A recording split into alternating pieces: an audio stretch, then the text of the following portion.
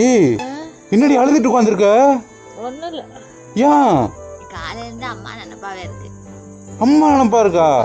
ஏன்டி இப்பதாண்டி ஒரு வாரம் போய் இருந்துட்டு வந்த? ஒரு வாரம் இருந்தாலும் அம்மாவுக்கு ஏதோ முடியலையா, இங்கே தம்பி எல்லாரும் வேலைக்கு போயிடுறாங்களா, பார்க்க முடியலையா, அதான் ஒரு மாதிரியாவே இருக்கு. சரி இப்போ அதுக்கு ஏன்டி அழுவுற?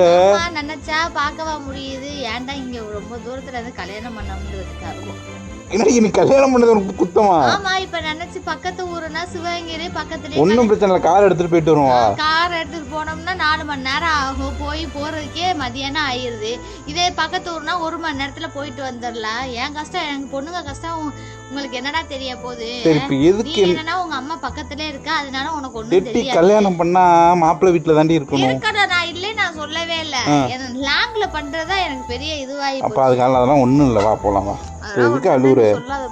சரி விடு, அழுவாத, போயிட்டு வரோம். ஃபோன் பண்ணி பேசிட்டு போ. சரி செல்லம்னே பவுன்ல அழுவாத, அம்மா பார்க்கலாம் போய். சரியா? அழுவ கூடாது. சரி கூப்பிட்டு போறேன், நாளைக்கு வேணா போ, ஒன்றும் பிரச்சனை இல்லை. சரி வா.